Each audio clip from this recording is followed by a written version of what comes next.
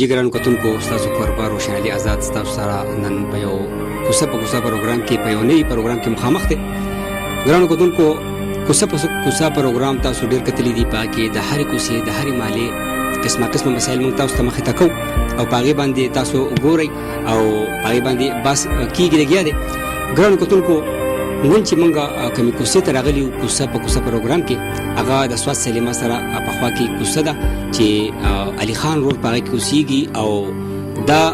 علي خان روډ باندې چې کومه واقعه راغله ده هغه ډېر د افسوس نه ډکه قصه ده. د هغه قصه به هم تاسو ته موږ کوو، هغه خبرې اترې به د هغه سره کوو، د هغه حالات به بیانو او د هغه سره به خبرې اترې هم کوو چې هغه د کومو مشکلاتو سره مخ دی، څنګه زندګي د هغه تېرېږي، د هغه بچي، د هغه کور، د هغه کډه، د هغه ژوند څنګه تېرېږي، د هغه سره به خبرې هم کوو او د هغه د حالاتو نه به هم تاسو خبرو. علي خان ورور السلام علیکم. وعلیکم السلام. علي خان دا راته ووایه چې دا ته چې نن په کوم حالت باندې پروت دی، د معذورۍ په حالت کې خپل ستا خرابه ده، ملا هم ستا خرابه ده او کډه ستا سره چې کوم دی شاته ستا په سر ده، نو د خپل حالات لږ د ناظرینو ته وښایه چې په تا باندې حالات د څومره وخت نه راغلي دي. زما 15 کاله وشو جمله مې ماته شوې ده او د حیدرآباد په مزدورۍ کې کوله کې غر را باندې راغلی او ملا یې راله چغولې ده، سپینل کارډ مې کټ شوی دی، د نامه نه لاندې خپې مې کار نه کوي او زخمونه راته لګېدلي دي او اوس مې د خپه هم ماته شوې ده، د ګاډۍ نه یې کټه خېژولم، د ماشومانانو نه راتاو شوی یم، خپه مې هم ماته شوی ده او د علاج مې دغه حالات دی. علاج مې نه د خپې وشو نه د ملا صحیح وشو او واړه ماشومانان بچي مې دي، 4 بچي مې دي او کور مې د کرۍ دی او د بجلی بیل دی راپسې، د ګیس بیل دی راپسې او د علاج حالات مې دا دي. علي خان وروره ستا قصه خو واقعي چې ډېره دردناکه او افسوسناکه ده، خو دا راته ووایه چې ستا خو داسې بچي چې کوم ستا دي نو هغه واړه دي، د کار کولو د مزدورۍ نه دي او ستا د خدمت هم دومره دغه نشي ساتلی ځکه چې پخپله ماشومانان دي. نو ستا د کور د ګزران ستا چې څومره د بیماري تېره شوه ستا د کور د ګزران په کومه طریقه باندې کېږي؟ دا خو داسې کېږي چې یاره یو داسې لیدلی ما سیده کړي دي، هغه ټیم دی پاس کېږي پې او دغه ملا مې چې ماته شوی وه 15,000 روپۍ به رالېږلې، موږ به په هغوی باندې ګزاره کوله او اوس 15,000 روپۍ چې دي هغه هم کټ شوي دي. حکومتي چارواکو یا د دې محلې کم منتخب نمایندګان چې دي یا کم مخیر حضرات چې دي هغه کسان تا طرف ته توجه نه درکړې؟ یاره هغو هېڅ هم نه دي کړی، نه د حکومت د طرفه ما ته داسې څه امداد راغلی دی، نه زما د ماشومانانو له نه دغه راغلی دی چې یاره دا راشن شو یا څه دغه شو، نه دې هېڅ په باره کې موږ سره هېڅ دغه نه دی کړی. ګرانو کتونکو د علي خان خبرې تاسو د هغه زباني هم واورېدې، داغه بچی هم دلته کې زموږ سره موجوده دي، خو چونکې د افسوس خبره ده چې هغه بچی هم دومره لوی نه دي چې داغه د مزدورۍ سبب جوړ شي یا داغه پیټ یا چوت کې داغه سره د علي خان سره، چونکې هغه پخپله باندې واړه دي، هغه پخپله نن د لبو او د دغه دپاره چې کوم دی ماشومانه د لبو ماشومانان دي، هغو هغه مزدوري او هغه بوج نشي چوتولی کوم چې علي خان به چوتوو. نن هغه په کم مرض کې چې پروت دی او په کوم حالت کې چې هغه دلته کې ناست دی او د کومې مجبورۍ زندګي چې هغه تېروي هغه ټول عوام اینی، ځکه چې سهار دی د ورځې چې کوم دی مازدیګر د دې دی نوځي او د خپل یو ماشوم لورکۍ سره او دا ګاډۍ هغه په څه طریقه باندې ټیل وهي او په خپل همت سره هغه چې کوم دی هغه بازار ته ورسوي. په بازار کې ډېر خلک تر وړاندې ګرځي چې هغه ډېر ښه خلک دی، خو چونکې بعضې کسان دله صور کي او بعضې کسان صور نه کي، نو اصل خبره ده ګرانو قدرمنو چې په دغو پیسو باندې په دغه مدد کولو باندې په معمولي په دې باندې د کور ګزارن څنګه ممکن دی؟ یوازې د خوراک څښاک خبره نه ده، په دې کې نورې خبرې د کور د زندګۍ سره او د حالاتو سره شاملې حال دي. د بچي هم زموږ سره ولاړ دي، کوم چې هغه په خپله باندې د دې بیان وکړو چې زما 4 بچي دي، په هغې هغه 3 جنکۍ دي، یو الګ دی، الګ هم د وړوکی دی او جنکۍ هم وړي دي. د لوڼو سره به بچو سره به خبرې کوو، د هغې کشرۍ لور زموږ سره دلته کې ولاړه ده، د هغې نه به د هغې د نوم تپوس کوو او د هغې سره به څو خبرې کوو چې زموږ سره څو خبرې وکړي. ستا نوم څه دی بچی؟ ایانه. دا راته ووایه چې ستا پاپا چې کله بیمار شو او دلته په کور کې تاسو ته پرېوتو، نو تاسو د پلار د بیمارۍ نه مخکې زندګي څنګه لیدلې وه او د پلار چې بیمار شو د هغې نه وروسته تاسو ته دا ژوند څنګه ښکارېږي؟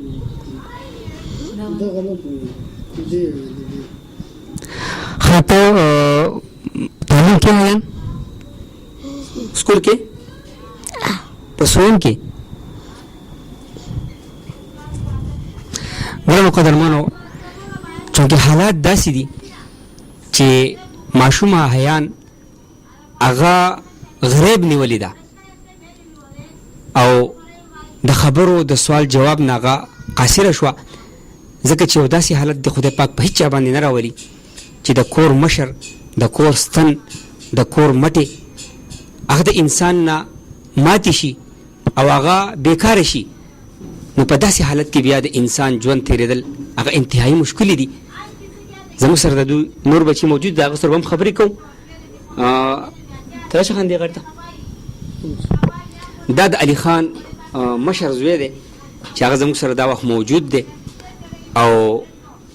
هغه خپلې هلې ځلې د خپل حده پورې ډېرې کوي او خپل همت کوي خو چونکې یوازې د ته په همت باندې د کور هغه گاډی نه چلیږي ستا نوم څه دی؟ منصوره ده راته ووایه تعلیم کې سویم کې څلورم کې ده راته ووایه ستا د پاپا خو مخکې په وجود جوړ خپله مزدوري به یې کوله تاسو له به یې راوړله تاسو به خوشحاله وئ جامې پیزار خوراک څښاک او ښه زندګي و تېرېده ستا پلار چې کله بیمار شو او ستا پلار ته دا مزدوري ولګېده نو د هغې نه پس تاسو دا ژوند خپل څنګه وینئ تاسو ته څه احساس کېږي راول دا جوړ مونږ له په جامه پیزار او دا اوس بیمار دی په کټ کې پروت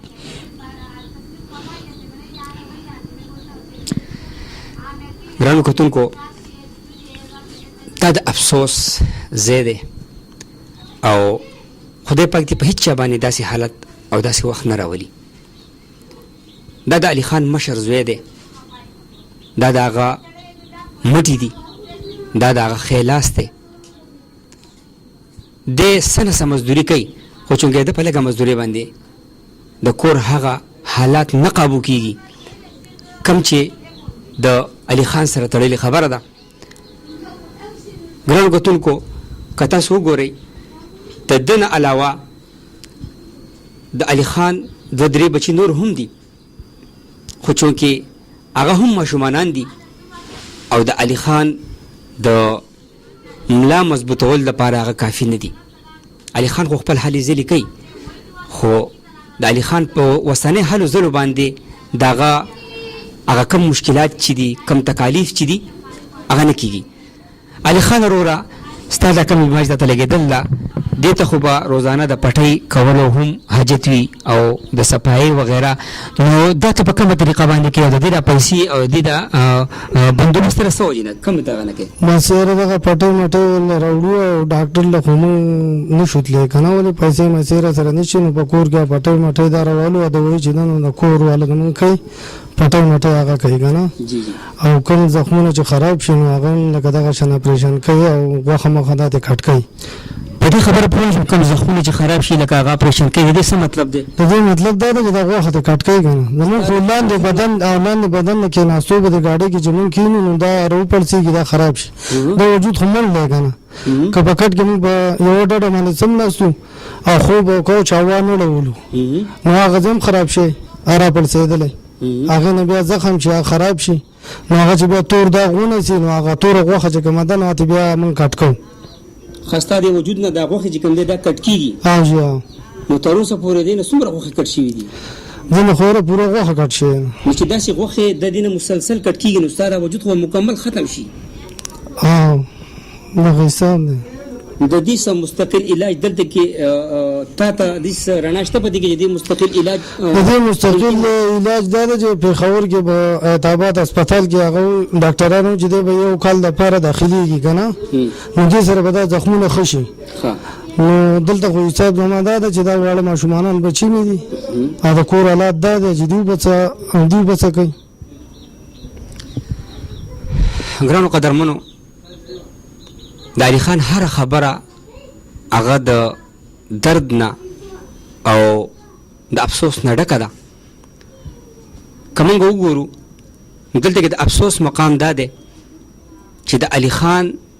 د وجود د پټۍ کولو دپاره هغه د ډاکټر پیسې هم نه لري هغه په بازار کې د 200 روپو پټۍ او د 200 روپو ټینچر راوالي او په کور کې دلته کې داغه د بچو مور داغه د زخمونو صفائی کوي. خو چونکې کم کار چې ډاکټر کوي نو هغه خو په کور کې نشي کېدی. په دې وجه باندې علي خان چې کم لاندې زخمونه دي او دی په کټ کې پاتې شي، د هغې نه پړسوب ولګي او بیا هغې غوښې ته هغه حصې ته چې کم حصه لاندې راغلي هغه کینسر شي. نو علي خان زما علي خان ورور وایي چې زما نه هغه غوښې چې کوم دی نو هغه کټ کېږي. دا غوښې به تر څو پورې د علي خان نه کټ کېږي؟ آیا په دنیا کې د ځمکې په مخ باندې داسې هیڅ څوک نشته چې د علي خان دې ژوند ته وګوري، د علي خان دې وړو وړو بچو ته وګوري او په دو باندې رحم وکړي او د علي خان د علاج دپاره د هغه د بچو د ژوند د تېرولو دپاره د دو سره داسې مرسته وکړي چې د هغه د بچو د ژوند پرې روان شي. او د علي خان چې کومه مزدوري ده نو علي خان وایي چې بهی زما مزدوري خو ده، خو چونکې د مزدورۍ سره سره زما وجود ته یو داسې مرض په کېناستو سره په سملاستو سره لاحق کېږي چې هغې ته کینسر وایي او د هغې کینسر او د هغه مرض په وجه باندې زما د وجود نه غوښې ورځ ته ورځه کټ کېږي. نو داسې